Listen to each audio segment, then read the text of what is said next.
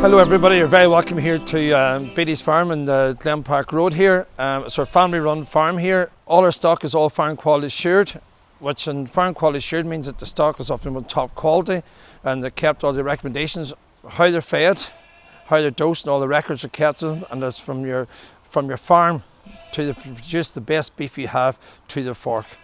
After this farm visit you'll see a cookery demonstration which the LMC is putting on.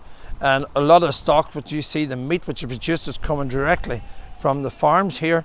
Right here in the farm today is our purebred Charlie cattle. As you see here, they've all got their individual ear tag, which that leads into your farm quality assured. That is traceability from each animal's trace, from the residency where it comes from, straight to the factory and to where it finishes up on the plate. As you see, the stock is all produced in our green fields here. You eat 3 times a day, so it's very, very important to eat local. You see your stock is all produced in the green pasture fields, and the quality assurance of how well they've been looked after, traceability is on your doorstep. So eat your local products and keep supporting your local farmers, because around Northern Ireland we need that to be fit to be here to sustain our farms. So as you can see here from our own farm here this time, the cattle's kept inside, fed the local, your own green for silage, which is produced around our own fields, and then also then in the summertime the stock goes to the field, which is the green lush grass which produces the ideal beef for you.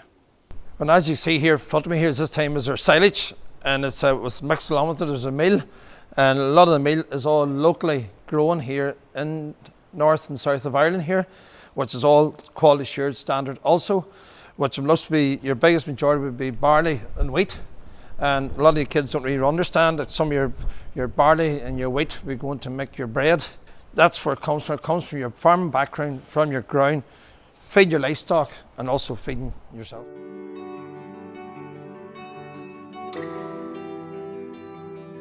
The organisation I'm here representing today is an organisation called the Livestock Meat Commission. Big long name. So we often see it shortened to LMC, Livestock and Meat Commission. LMC work in Northern Ireland only. There are similar organisations in the south and over in England, Scotland and Wales.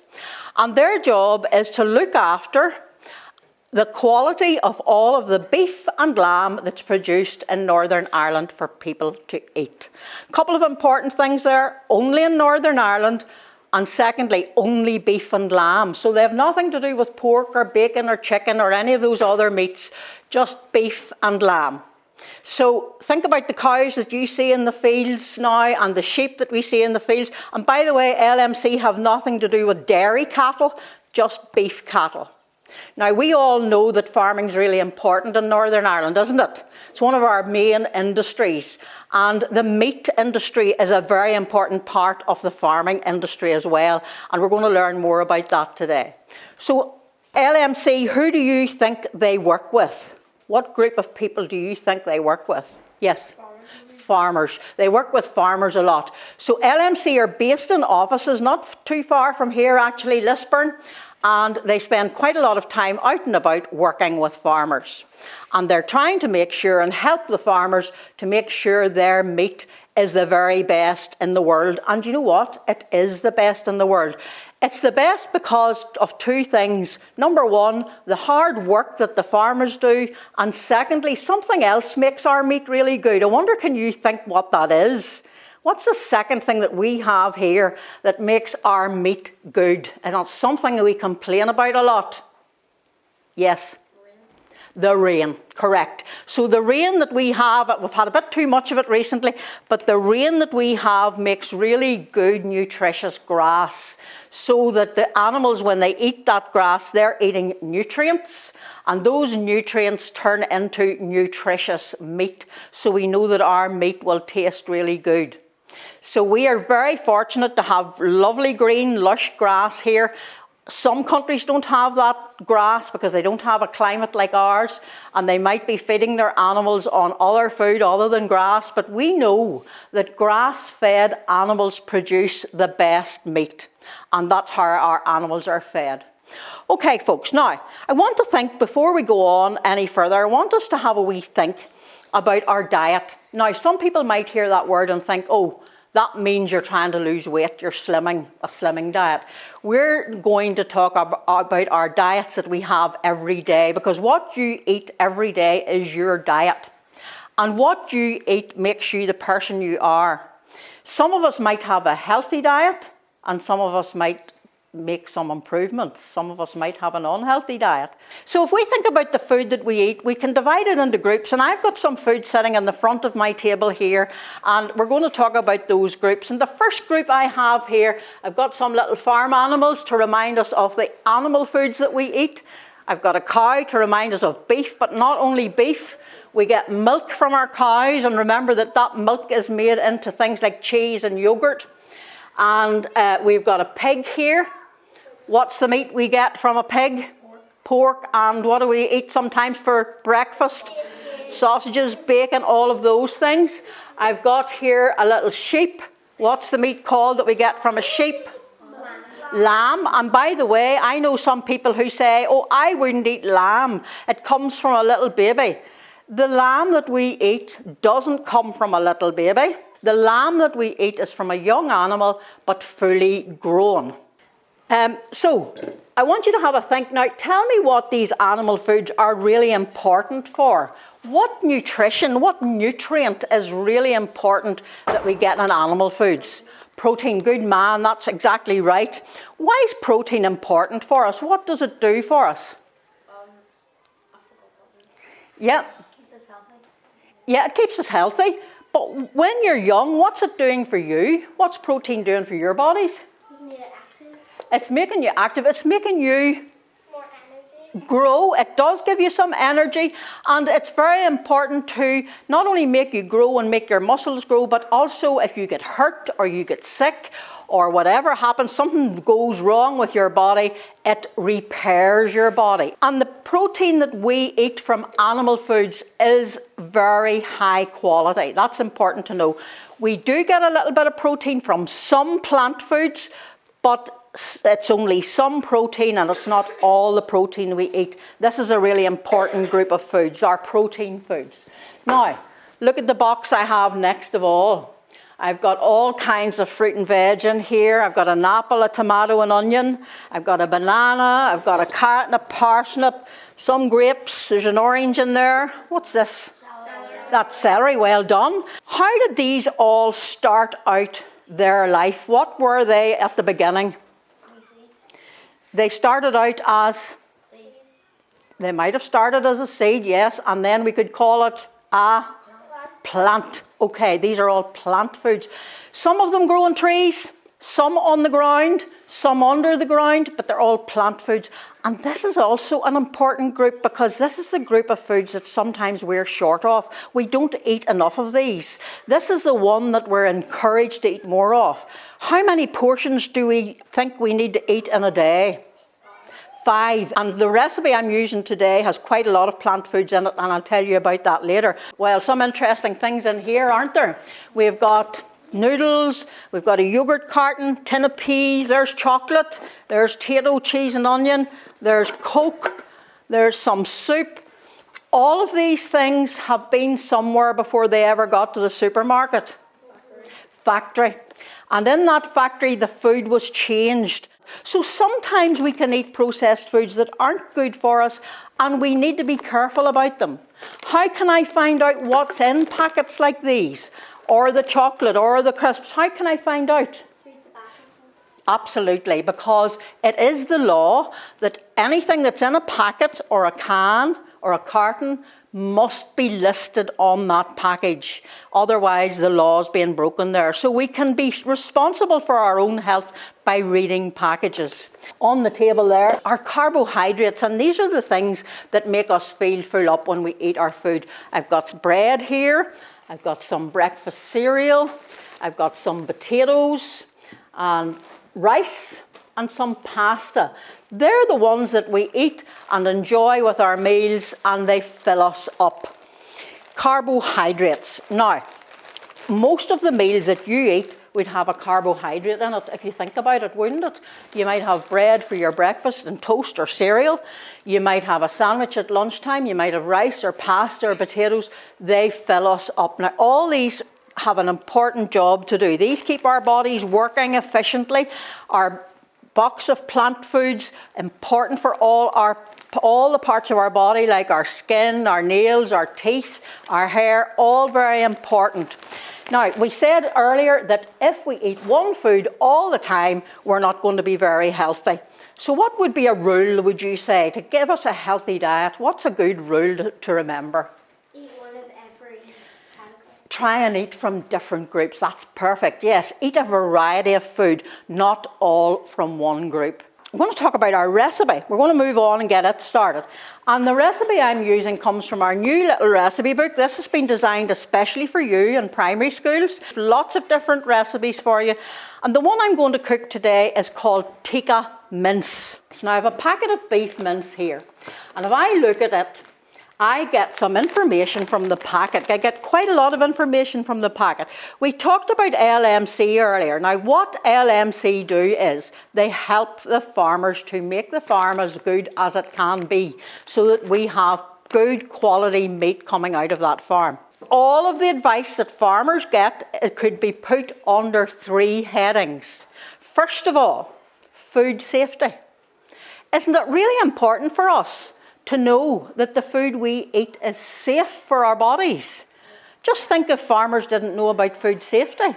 They might feed their animals with something that's not safe for us, because whatever the animals eat comes through to us when we eat the meat. So food safety is very important for farmers to know about. Secondly, farmers need to know about animal welfare.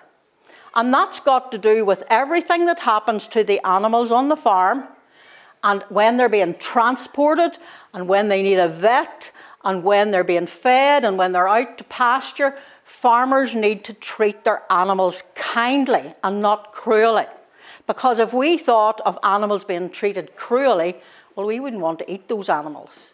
So that meat wouldn't be very appetizing for us, because we'd be worried about what way the animal was treated. And the third thing is, farmers have to know how to look after their land. Farmers just don't stand back and let the grass grow whatever way. Farmers have to deal with their land, look after it. Somebody mentioned earlier fertilizer. Farmers have to make sure that their pastures are good and the grass is good quality. So those 3 things, food safety, animal welfare, and caring for the environment around them, really important. And you know what? When the farmer has all that sorted out, then an inspector comes with a great big long tick list. Tick, tick, tick. 77 little things have to be ticked off, and the animals are well treated, they're well fed, they're well looked after, and the farm is perfect. The farmer's ready to go as part of LMC scheme, and then the farmer is allowed to use this symbol on his or her meat. And that's about our farms, and it's about quality, and it's about us being sure that when we see this, the meat is good quality, and it's tasty, and it's nutritious. So you see this on my apron, you can see it here. You can also see it when you're in a supermarket on a package. Now, it's a bit small for you to see from where you're sitting. Can you see a wee white circle? Yeah. That's it. Next time you're in a supermarket, you have a look. Remember, it's only beef and lamb. See if you can spot this. And if I see this on a packet, I know immediately this is Northern Ireland meat. I want to buy this. It's local. Who am I supporting when I buy this meat? Who am I supporting? Yes. I'm supporting the farmers around me, near where I live. I'm not buying meat that comes from another country. I'm buying local Northern Ireland meat when I see this, and I know that it's going to be good. Why should we support local farmers? Why is it important?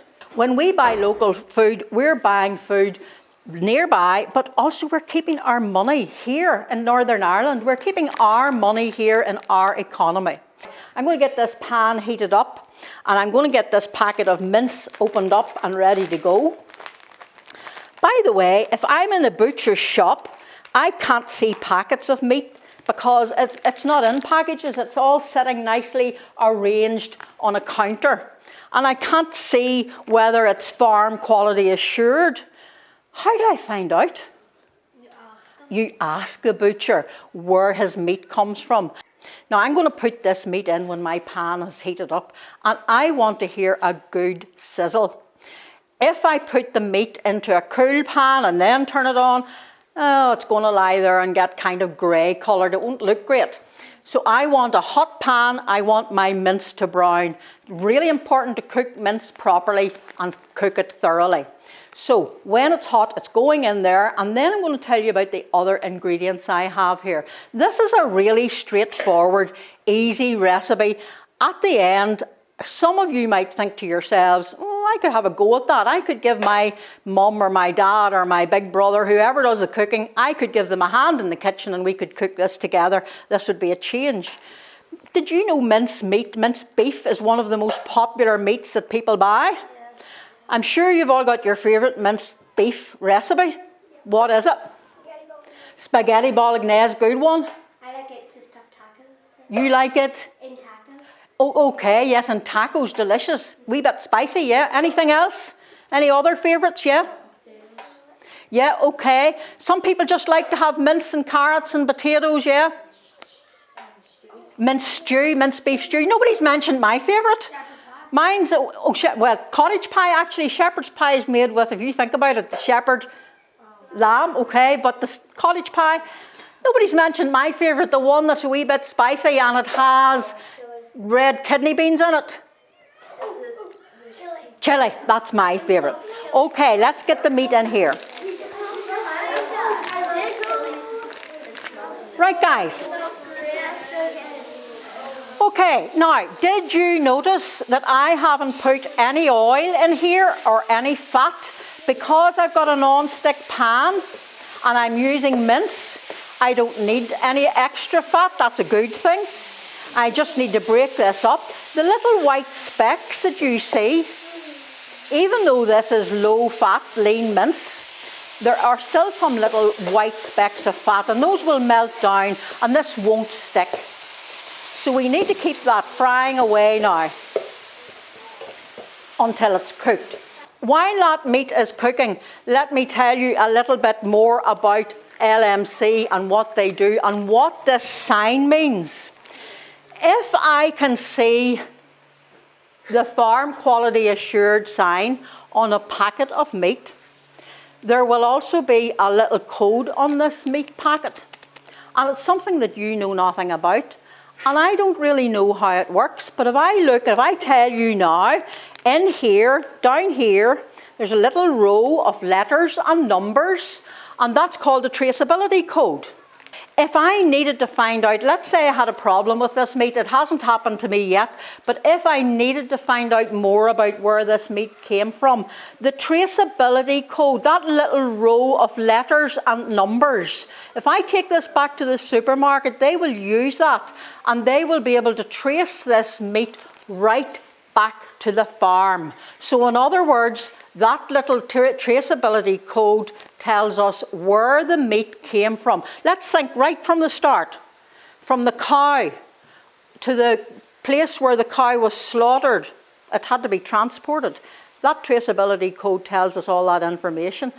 Where the meat was cut from the animal, where the meat was made into mince, where it was packaged, who transported it then to the supermarket. All of that information we can find out. Would you ever guess that that traceability code also tells us which cow this came from? So that traceability, that's all about us knowing everything about the meat from the farm to the fork. Have you ever heard of that? From farm to fork? Yeah, that's what that's about. Yeah, so that keeps us safe in knowing our meat is completely traceable. Now look what's happening in the pan. The meat is starting to brown, and I've kept the heat up quite high. I want it to keep browning, and I'm going to start to add other ingredients now. And the first thing I'm going to add into the pan is a chopped up onion. And I know some of you are going to be going, oh, onion. Don't like onion. Do you know what? Onion's really important when we're using meat because it gives flavour, and it's one of our 5 a day. And if you chop it up nice and small and cook it properly, then it will not be a problem. I think sometimes if you get a big piece of raw onion in your food and you don't like it, maybe that's why it hasn't been chopped up. So that's our onion in there now. Next one, what's this? What's this one? Garlic. Okay, what do we call this? A what of garlic? What's the word? That's a bulb. A bulb, it's just like a flower bulb. Now, we break off a clove of garlic. I'm glad you said that actually, because I once had a boy in my class in school, and all the class were cooking different things, and my boy pupil, I'll not name him, he thought this was a clove of garlic. And he put all of this in his recipe instead of this. It was very garlicky. So my little clove of garlic, we just need one, and it gives flavour. Garlic's also supposed to be very good for us. I'm going to crush it through. And my garlic crusher leaves the garlic skin behind. I've got the garlic in, and the skin is still in here for me to throw in the bin. Okay, so that's our garlic in. Let's give that a stir around. And then the tikka mince is made tikka. Tikka, remember I said, is a mix of spices, and I've got this tikka paste. Now, if you wanted to cook this recipe at home, you can get this tikka paste in just about any decent supermarket. But it's important to remember that it's paste you're looking for, not tikka sauce. That wouldn't be strong enough. And this is a medium flavoured curry. I'm only going to use, well, I'm following the recipe, I'm using 2 tablespoons.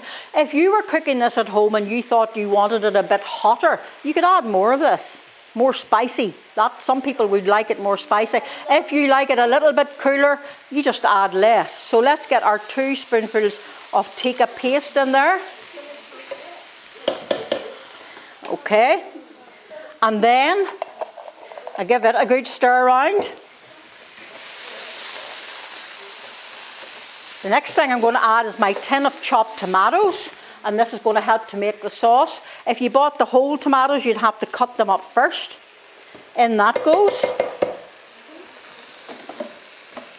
And we keep giving a stir. Every time we add something, we stir. And these are cold ingredients I'm adding now, so my pan is still turned up quite high so that those will come to the bubble and the boil quite quickly, and it'll help to cook. I'm going to add some water. That's just to help make the sauce. I'm going to add some of this water, and I might need more later on. And then I'm going to add a couple of tablespoons of tomato puree, and that'll help to thicken up our sauce, and it will give flavour and colour. So just squeeze that out. Very often you find tomato puree in all kinds of recipes. So that's that in. And then I have here, all right girls, I have some mango chutney. Now mango chutney, very often you would get it in an Indian restaurant, yeah, along with a curry. You might get it to dip your poppadoms in. And sometimes it's used in recipes as well. And I'm going to add a couple of spoonfuls of that. And we want to let all these things bubble together to cook those ingredients, to cook the onion, the garlic, and to continue cooking the meat. And then the next thing I'm going to put in there are some potatoes. Now I'm cheating. I have 2 cheats just to show you can cheat. In the recipe, it tells me to add some potatoes, but those potatoes are not cooked. And so I am adding some cooked potatoes to make this whole thing work quicker. This would be a great way to use up potatoes that might be left from last night's dinner. And all I've done is I cooked the little potatoes and I cut them up into smaller pieces, into little cubes or dice. And I'm going to put them in to finish cooking them and to heat them up in the curry. Now some curries do not have potatoes in them, very few do, but you can find recipes for curry with potatoes. It's a thing that some Indian recipes have. So let's get our potatoes in. And we'll give them a good mix round. Now they're going to change colour from being creamy potatoes to being very curry-like potatoes. I'm going to show you this now, because I know you can't see in the pan. Can you see why I said you need a good big pan for this recipe? Yeah, it's getting full, isn't it? I've already done one cheat, and that was to cook my potatoes. I'm going to do something with this. The recipe tells me to cut it into little dice, but I'm going to do something that will make it cook more quickly. Can anybody spot something on the table that I might use to do that? What's that called? A grater. Often used for cheese and sometimes called a cheese grater, but we can do more than grate cheese with it, and I'm going to grate my courgette so that it will cook quickly. And you know what? This is also a very good way of getting vegetables into recipes where, you know, some of you I know don't like big pieces of vegetable, maybe. And this is a good way of cheating so that you're getting your vegetables, but you don't really know it. You could also do this with a carrot. You could add it into the curry. Now, if I was at home, I might have a look. I'm following the recipe exactly as it is here in the book. But if I was at home, I might think, what have I got in my fridge that I could put in here to make it even better? And if I think now about my fridge at home, I know there's a red pepper in there. I could chop that up and put it in. I know I might have some mushrooms that could go in. If I didn't have those, I might have something in my freezer. I know that I do have something in my freezer at home that I could put into my curry. What do you think I'm thinking about? I could take a handful of something and add to my curry that's in my freezer. Peas, frozen peas, or similar to peas. What else frozen? Corn, yeah, I could add those. And that way, I'm keeping the recipe really healthy. I'm getting plenty of veg in. So if you don't have a courgette, don't just leave it out and not add something else. Try and add other vegetables. So in that goes. And we'll stir it right. And I'm going to add a little more of my water. I think it's getting a wee bit dry. And we'll give that a good mix round. And you know, we're not going to be very long until this is ready. Just a few more minutes. Can you smell it? Yes. Does it smell okay? Okay, now, just a few more things to add at the very end. First of all, I've got some little cherry tomatoes. I've just cut them up. I don't need to cook them, so I'm not putting them in too soon. We don't want them to go mushy. Put them in soon. And then I've got something here called creme fraiche. Have you seen this before? Yes. It's a bit like sour cream. It adds a creaminess to our curry, and it's also dairy, so it's good for our teeth and our bones, calcium. So we're going to add a little of that to make a nice creamy curry. And then at the very end, I've got a herb here. It's a certain herb that we often find in curries, and you don't have to put this in, but if you have it or you can get it, you can add this.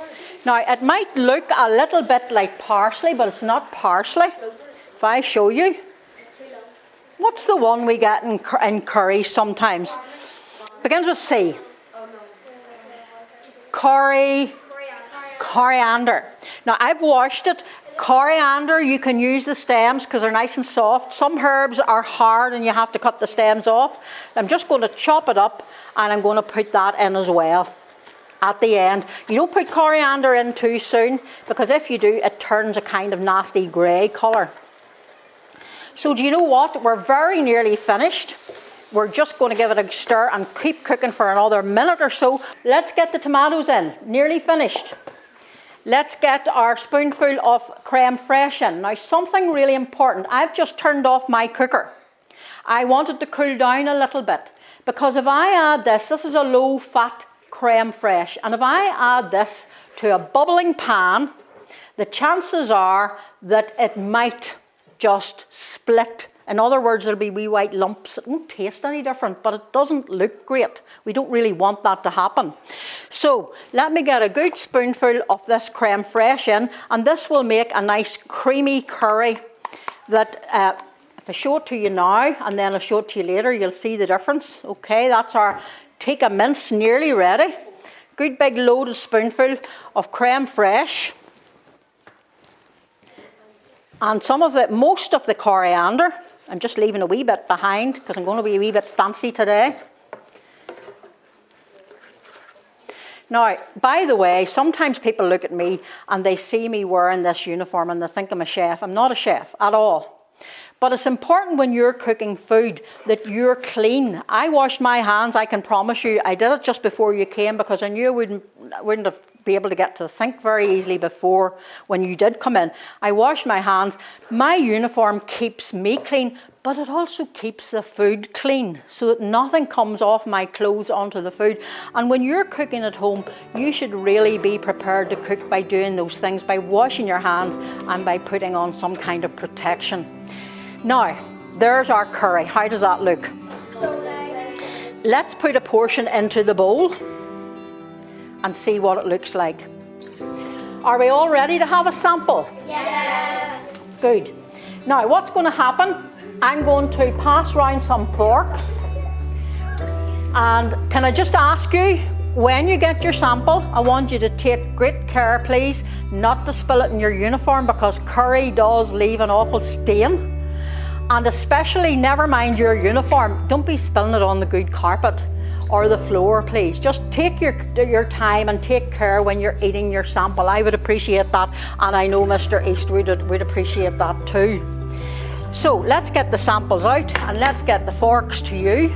Would somebody like to give out the forks? You just take the box and let each person lift a fork out of that box.